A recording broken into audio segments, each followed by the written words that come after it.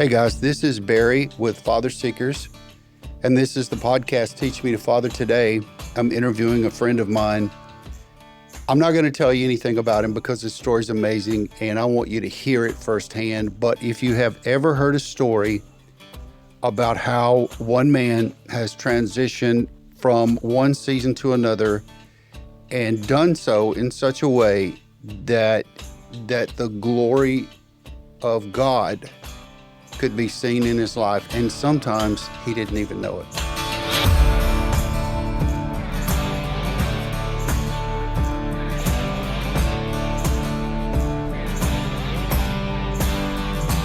Jeff, thanks for being here, man. It's great. Yeah, tell me, let's get started. First of all, I want to say, what an introduction. I don't know if I'm going to live up to this kind of Oh yeah, you'll be fine. You'll be fine. So one of the things I wanted to talk to you about is, you're a native of Green Bay, aren't you? No, Milwaukee. Milwaukee. So Yeah. You're a native Wisconsinite. Yep, that's right. How long have you been in Green Bay? I'm a resident of Florida now, but we've left Wisconsin probably 4 or 5 years ago. But, I mean, we're coming back and forth. We still work up here with our clients and stuff. We're real estate. But previous to that was about 20 years. And then previous to that, there was a spot where I think I lived in 8 different cities in 1 year, just because I was moving around, building, oddly enough, nightclubs. I mean, we talk about, people staying out of nightclubs. I was the guy that built the things, where all the bad things could happen. So that in itself is probably somewhat of a story. Let's talk about that for a minute, because we'll get into this shortly, but you and your wife are in real estate. Yes. And you sell locally, statewide, internationally, literally all over the world, which that's a whole story.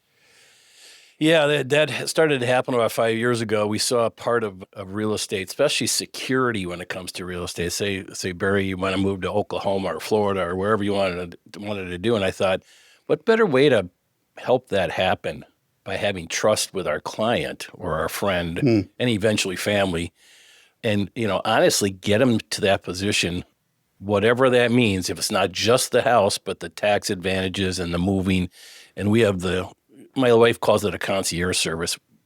Basically, all you have to do is decide to sell your house and decide which one you want to buy. Come on. That's it.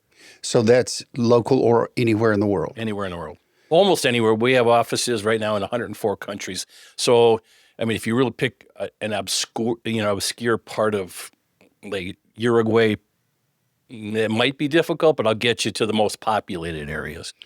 What about, I think I know the answer to this. What's your favorite country to sell real estate in? The easy answer is where anybody wants to live. My personal favorite is Israel. I love Israel. Israel. Yeah, I love it there. Yeah. And it's not about real estate. It's more about just being there. Being there. Yeah, and the people. How many times have you been to Israel now? I don't know. In my mind, hundreds. And on the phone, maybe multiple times. But physically, just a couple times. Not enough, I should say. Yeah. That's got to be incredible to be able to go to Israel, sell real estate in that atmosphere, in that country, and with all that's happening right now. What actually is going on right now in Israel? I'll clear it up for everybody. It's safer than going anywhere else as far as I'm concerned. Awesome. When we were there, and it was right before the big, I guess,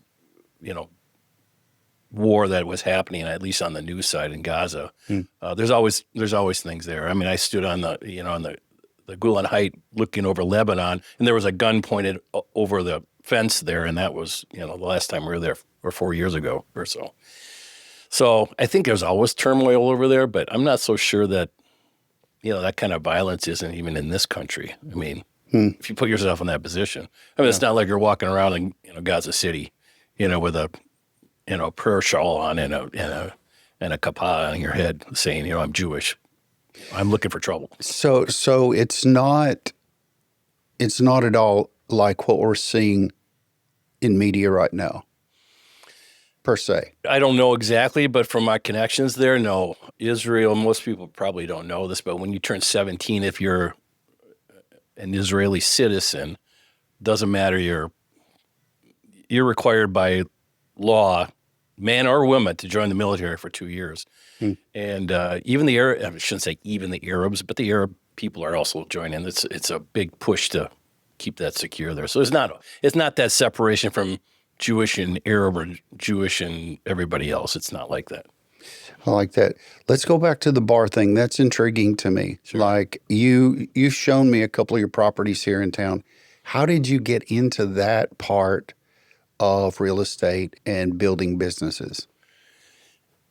I left Wisconsin early 80s, moved to California because my dad had lived there for a while. So I thought, why not try that here? I'm an independent dude. And I started working with a guy building a Goelz gym. And Wow. he was a pro boxer. His name was Ken Norton. And he, for whatever reason, tended to like me. And in that grand opening of that particular Goelz gym in Lake Forest, California, Walter Payton showed up at this opening, and Walter virtually grabbed me and said, "I want you to build me some restaurant nightclubs that look similar to what this night, And that's how that started. 64 locations later, fast forward 12 years, and that's what happened. That's a story. Yeah. Holy cow. Do you still have any properties today that you rent or lease out, or did you get rid of all those? Now we're down to one commercial piece.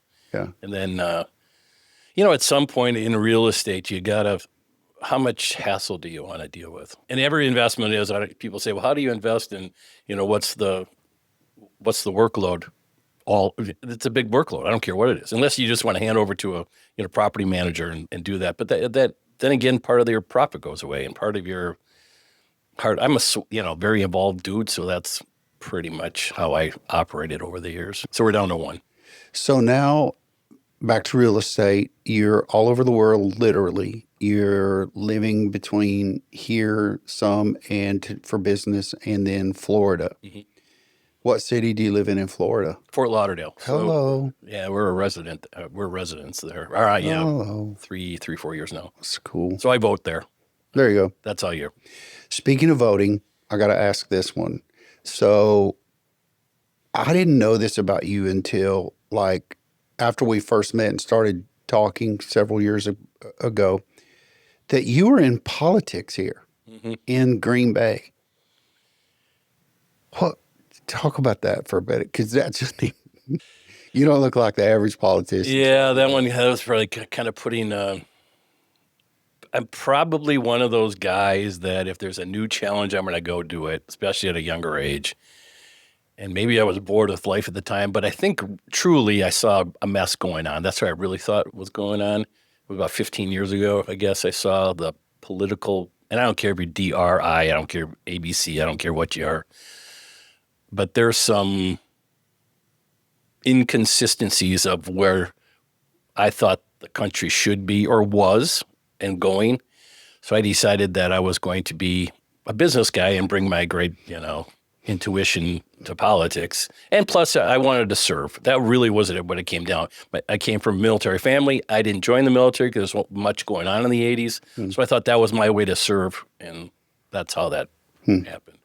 So we're going to talk more about politics in a minute when we get to the religion part, because we have most of our conversations are about that, I think. Yeah. So let's talk about you. So when you were early days, back in the day, you mentioned California and Walter Payton, but maybe before that, what are some of the moments, the influential moments that shaped your life that you look back on today and you go, transitional moment? Boy, that's a good question. I think there's lots of them. And I think I grew up with men in my life that were really independent, and you didn't talk about things that would make you weak. Maybe Renaissance men. I don't know if that's good or bad. I think it was bad for me for a while. So in my younger years, severe rebellion, wasn't afraid to do anything, was a fighter. And I, 500 street fights, over 500 we counted one time, and 200 pro fights. I don't know if that's a good way to be a Christian, or it could be to be a Jesus guy or a man of God, but, Now I kind of move that fight into what he wants me to do. Right. That same demeanor, maybe. Yeah. While we're at that, sidetrack into your martial arts expertise. Talk about that for a minute. I wasn't very good at it, or at least I didn't think so. I thought it was good for a while until you come across the one guy that changes your whole. So if you want to talk about the guys, his name was Tom Hall, Tom the Terminator Hall. I got in the ring with him, and I was on a pretty good win streak. And I beat the guy, but broke both hands, walked around with a limp for a while, broken eye socket, broken nose. Yeah, that was a lot of fun. Wow. That was time for stopping that. So that transitioned you into a new season. Yep.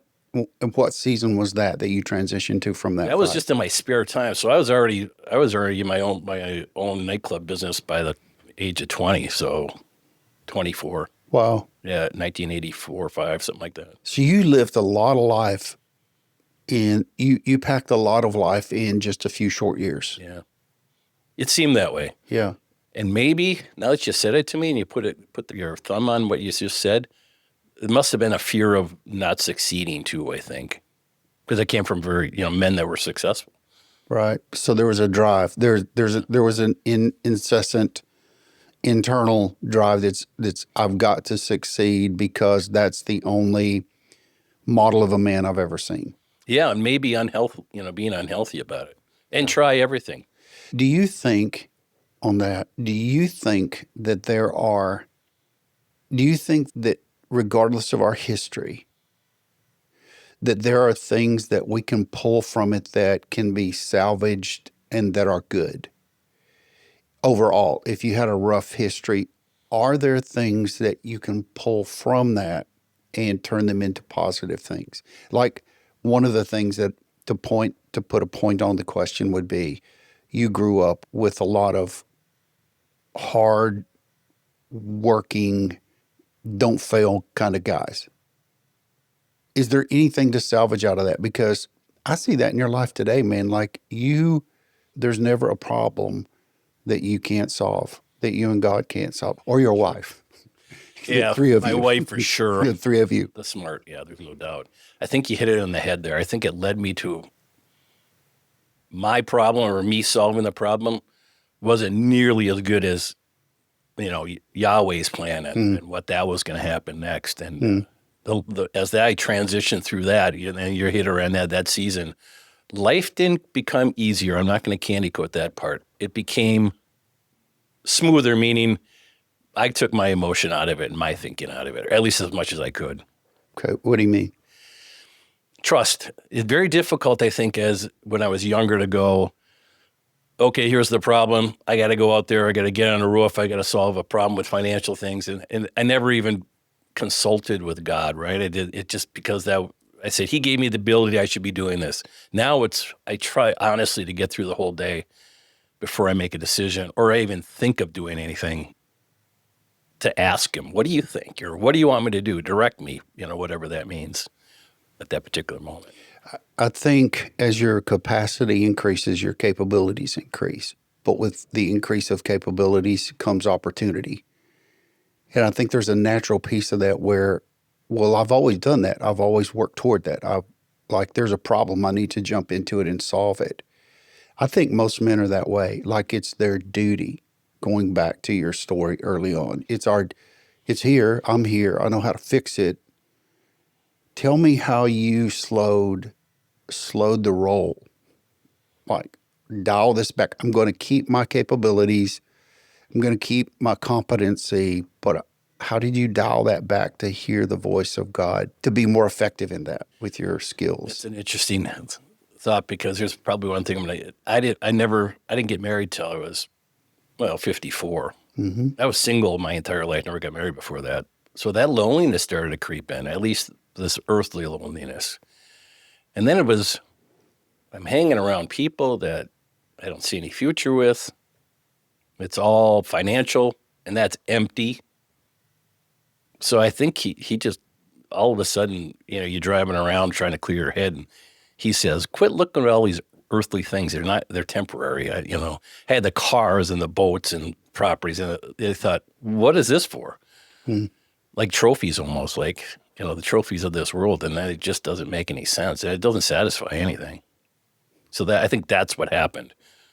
Slowly, I'm sure, Barry, and you've probably talked to many people, I can pick the day that I got saved and when it turned. Well, I'm a slow learner. It took me a long time. I don't know when that day was. No, I'm with you. Like, I don't think there's a day. Like I used to, I grew up partially in the Southern Baptist Church. And if you didn't know the day and the hour, you weren't saved because there wasn't an experience. But I don't believe that anymore. I think that there's a transformation that happens. I believe when we're saved, it's instantaneous. And then I believe sanctification kicks in and it's progressive over time. But I think there's a point where God brings us into this thing where he says, okay, now I've got him softened up, to use some fighter terms. Sure. I've got him softened up. So now I'm going to make that push because God, whether we are living for him or not, knows us better than anybody. So when that happened, how did you move from old Jeff to new Jeff? I think it's another good question. I don't know when or how. I think it was incremental. I think as the snowball effect, if you're having a big hill, the snowball's real small, and as the got closer to the bottom, I think as I'm getting closer to the end of life, I think the ball got bigger and it got more momentum. I think that's what's happening now, probably. Do you attribute, let me ask it a different way, with all of your successes, I know that you give God glory, but in those successes, how did he work to continually transform you into the man of God that you are today? Fake men are always bragging about their successes and never about their failures. True. And I don't really, pay attention to failure. You can ask that to any betting man or any stock guy, right? He only brags about the ones that he wins at.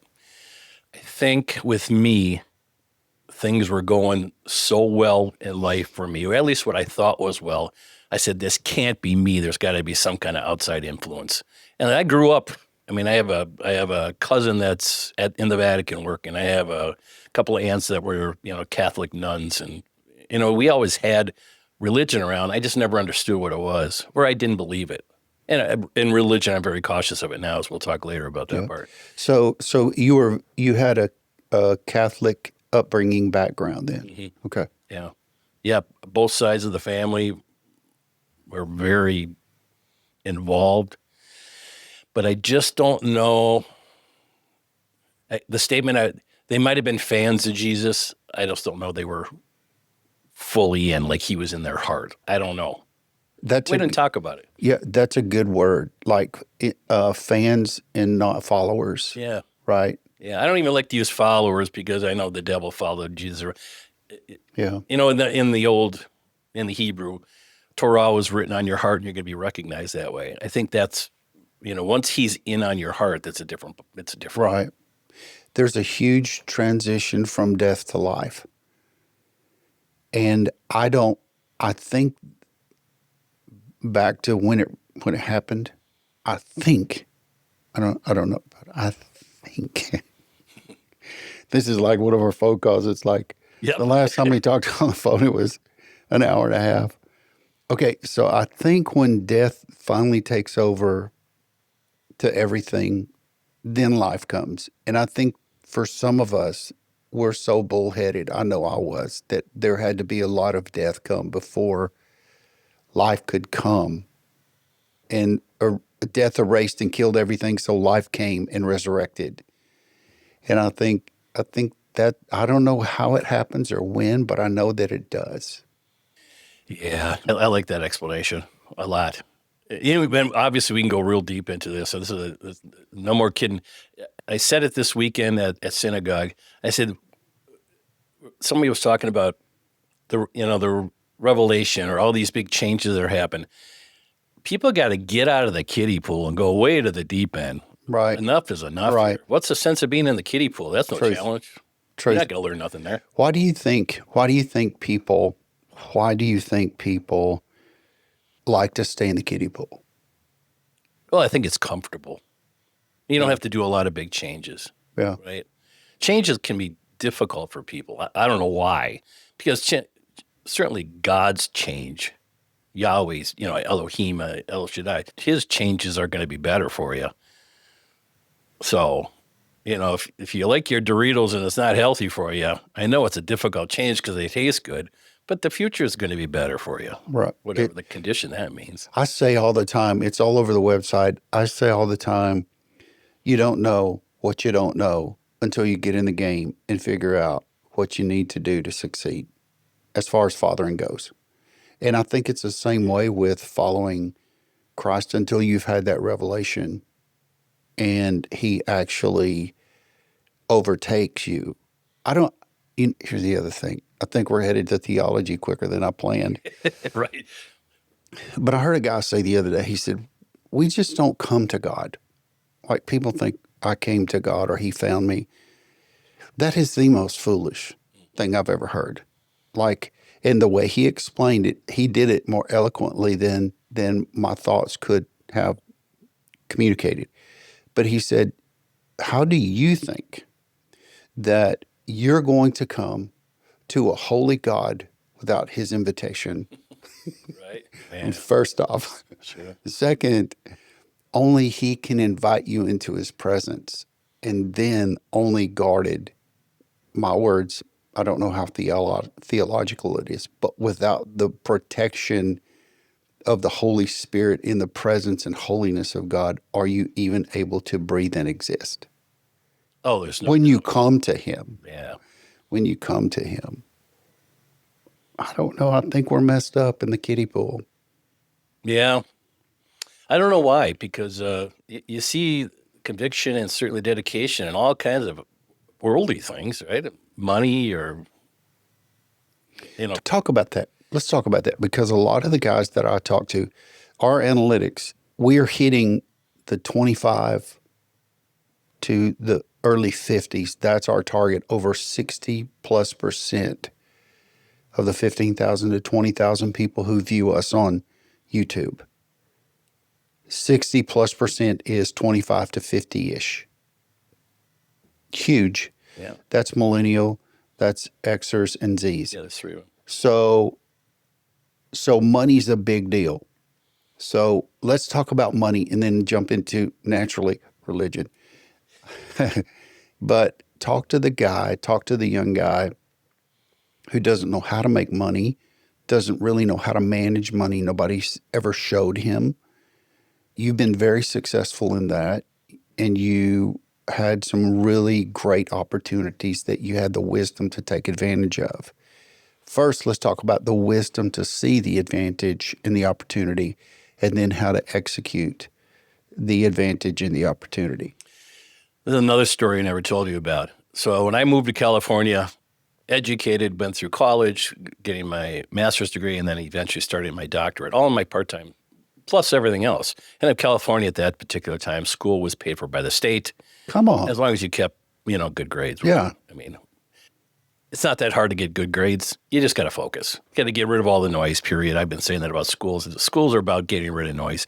So then I came to realize that what these people were teaching me, or I was, going to school for, it wasn't what I wanted. So I got the great idea of calling up all the wealthiest people in California at that particular time and inviting them into lunch. Believe it or not, almost all of them responded. So then I started tracking. I have a journal of it. Really wealthy men. And it all started with a roommate that I just happened to rent a room from the time. His name was Tony Robbins. I met him and lived with him for about 6 months, I guess. Yeah, Anthony Robbins, when he was a young man. Holy cow. We were living there at the same time. And he was talking about neuro-linguistic programming even back then. We'd sit at what we were doing just to make money. But anyway, there was a commonality with these specific, what I would call financially successful men. I wasn't even talking about their family life. They said, almost all of them, in some form or another, said the first thing you do is put your TV out on your sidewalk and sell it. Number one. I've heard that. Yeah. And then find out what you're really good at and figure out how to make whatever it is in life, and that's what your career should be. And that's how it started. So that though that is a totally different podcast. Have you ever decided to write a book about that, or just not so much how to, but how to motivate people to do that? Because hearing Tony Robbins say it, taking nothing away, great. Yeah. Or knowing your experience with Walter Payton, great. But for the guy who doesn't have those opportunities, how does he begin to fish out and then execute on that? I think successful men and women come across somebody who's aggressive enough to make a phone or make a date on a lunch to find out their story. I think they're willing to repeat that. I used to brag about I read everything at the library with the 101 numbers on it. Those are all the self-help books. Empty, Zig Ziglar, Andrew Carnegie, all those guys. And then at the end, believe it or not, there was a book started with a B that was out of place at the end of it. It was the Bible. Come on. And I still remember that when I floated through and I was skipping over that part. Or even worse, I was reading it and not understanding it at the particular time.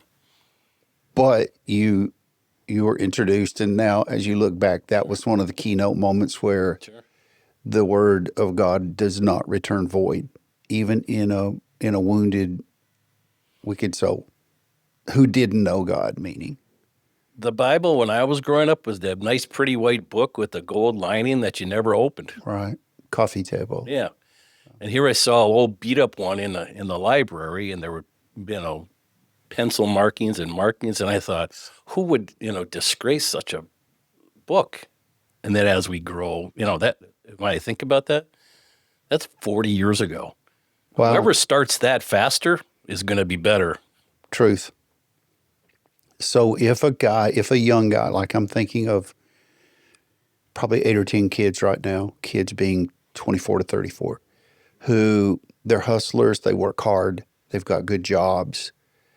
How do they do what you said, like find what you're good at, get rid of all distractions, focus on that, fine-tune that, become a master professional person at that, and then figure out how to monetize it? How do they take those first steps? They got to continue working. They can't quit. They got to keep raising their families. But what's a 1, 2, 3 that they could go, okay, here I can do this in, I create spare time. I'm going to do this in spare time. What's the 1, 2, 3 to that? I don't care if it's dedicated half an hour a day. I don't care what it is. When I made these phone calls, remember, it was landlines. Only the wealthy had cell phones. So now that you have cell phones and all this technology, a lot more efficient. You got 8 hours of work. If that's the case, you got another 3 or 4 hours with your family. That's 12. Spend 15, 20 minutes. I don't care if it's on your lunch break. We could all skip a few meals anyway, so maybe skip the meal, whatever, right? Make that phone call, make that introduction. In an honest way, I will say this. Don't chat GPT the best way to contact, say, listen, this is my honest, I would really like to spend 15, 20 minutes with you or half an hour when you have time. I'll buy lunch, of course, whatever that is. What were the conversations you had with these people? The simplest, all I said was, I introduced myself. I said, I want to make a way in this world my way, whatever that is. Can you give me some indication on how to start this or begin this? And then, of course, it evolved because then there was a commonality. Then as I got, past like the 20 or 30th person, then it was about specifics. What do you do in a day? How do you start your day? What do you do the first thing you get up? What do you do the last thing you go to bed? What are you thinking about? Stuff like that. And that might have been in a book somewhere. I probably wasn't my own creation. I probably, picked up on it somewhere. And then, and oddly enough, there wasn't a lot of God conversations, at least at that, not what I remember. If I did, I wasn't paying attention. But you learn some technical knowledge that once you begin to serve God, that took on a life of its own, like it amplified. And then you became a key investor, not only with the stewardship of your time and your gifts and your opportunities, but your finances, investing, literally all over the world, I'm presuming, in the kingdom of God and doing different things. Yeah, the commonality that I'm thinking about right now is the ones that last a lifetime of success without, and we can talk about how to avoid that stuff. But you're serving. I don't care if you have running a company of 100,000 people. You're still serving them because they're a duplicate of you, right? Then holding Yes. yourself accountable, Yeah. Yeah. right? And then accountable, giving them some kind of ownership attitude, whatever that means, right? How you engulf them in the business. And people say, oh, you sell cars versus, no, I sell, we're accomplishing something as a company, whatever, right? And then that sense of urgency is key. Don't be screwing around with it. And we talk about the days coming to an end, and I'm sure we'll get into that later. Mm-hmm. Get saved now. Right. Don't screw around with it. Right. So today, that's our segue. So today, living in the hour that we live in, knowing that I don't believe either one of us will see death before the catching away. I don't believe that. Maybe wrong, but what's a guy to do to shed? I'm thinking about Hebrews right now. Cast it, unstick it, pry it off, anything that besets you. How do they do that? Oh boy, you put me on the spot here. Last weekend at synagogue, a rabbi said something to me. It's still shaking me right now. We're talking about Revelation because you introduced me about 2 months ago because I didn't want to read Revelation because I couldn't understand that. I was having a hard time even understanding the first $5, let alone the end part. And this particular rabbi said, I'm surprised he hasn't come yet. And I thought, Agreed. this is a rabbinical man that's been studying for 70 years, he's almost 90 now. Meaning he sees something in the theology that would put us this world in a place where they could have happened. Now, the peace of the Middle East kind of stopped it. Trump probably kind of stopped that part, at least for now, temporarily. But those last 3 or 4 things that could happen, and then, Yeshua comes back, could happen in a day. It doesn't have to be months or years. That is, and I did some study on the different observations and different thoughts on pre-trib, post-trib, all that kind of. Pre-trib rapture came maybe less than 100 years ago, that theology out of the self-help. And I mean, it wasn't even church father stuff. It wasn't. It was self-help, the charismatic maniacs, the trichotomist, body, soul, spirit kind of stuff. It all came out of that. Like, well, we have to figure this out to have this exit plan, all of these different ones. And now there's got to be offsetting ones to pre-trib, post-trib, mid-trib. For years I said I'm pan-trib. It's all going to pan out in the end, but I don't really believe that anymore. I do believe that there was only one to start, and I believe it's the way that Paul described it. And I've heard some rabbis that you've turned me on to listen and to study, that there's not all these different options. There's only one. And there's a clarity to that. It's, again, I think it's a bunch of the Gentiles babbling in their prayer. I think that the theology is there's a bunch of Gentiles babbling in their theology trying to figure out this stuff. Talk to me about how you see the timeline for the catching away. Well, the Israelites take the country back, 48. That's the first time in history that's ever happened. Then the embassy gets moved to Jerusalem 9 years ago. Trump moves it over there. That's part of it. Now, the Gog and Magog, the Euphrates River is virtually a trickle now. Now it's no problem crossing it. There's hardly anything there. I saw it. So, it talks about the bear coming across. Is that Russia? I don't know. I don't know. It seems odd that the bear is on their flag. Could it be them? When I'm standing in the Valley of Armageddon in Israel, and they say that's going to be filled with the blood of with that battle, that thing's 40 feet at least deep. and it's all going to happen in 7 days. I don't know. Could happen in a day, I guess, really. Right. I heard a guy say the other day that when God wants to do something, he'll do it quickly. Yeah. Now, when you look at Revelation, you're talking about all the bowls, the trumpets, and the let's see, the seals, the bowls, trumpets. I got those out of order. But there's some significant things that happen in the span of 7 years. Like, it's not insignificant. Like, if you're here, there's a penalty to be paid for unrighteousness and wickedness. And then I begin to think, how many years has God been calling people to return to him, to come back? And I feel like that there's never been a more wicked time that I've lived in or experienced. Never been. Yet God is patient to not bring wrath on this world. But when he does, I hear people say all the time, how can the God who loves people and creates people, how can the God of the Old Testament treat people like that?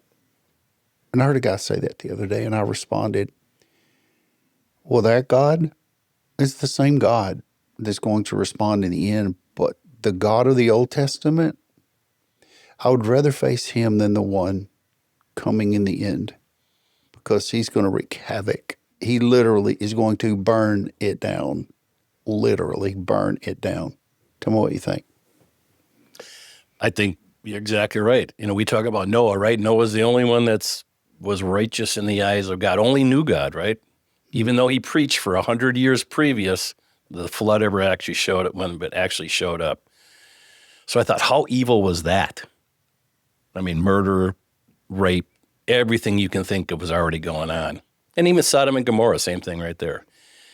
It's an interesting thing that we don't want to be punished for our free will, right? Oh boy, give me free will all the time, but then when you do something sassy, you don't want to pay the price for it. Our law, obviously there's a world law, and then there's the moral law, and then there's, his laws, Truth. all combined in one. And then people will say, why don't they punish those people? Why doesn't God take care of the people that are doing all these bad things? I said, well, the truth is, if he does, we're all gone. Because none of us are really. Truth.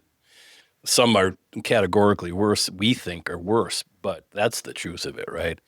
I guess when that last baby is born, and God knows which one that is, that's going to be saved, then the very next second is going to be the end, right? Or some version of that, next minute or whatever. I think, and here's what's interesting about that, is you study Revelation. Life is going to go on afterward, but under these circumstances that are almost unlivable. Like, the ocean turns to blood, coagulated blood. The fire falls from heaven. There's no water. Heat is, the earth turns on its axis, which changes all the temperature and all. You don't want to try to chance it and be here. So to your point, I've always wondered, why would somebody not want to at least consider, like just examine? And I've concluded that they are so deceived, and the scales are so heavy on their eyes that they just reject God altogether. Yeah, a stiff-necked person doesn't just belong to the Jews. There's plenty of Gentiles, right? Yeah, we can talk about football and what a great game that happened yesterday, right? But I probably call up a dozen men right now. We'll know the details, the stats of every player, of everything that's going on in the NFL yesterday, but yet have no real clue of anything biblical other than Jesus loves me and he's going to save me.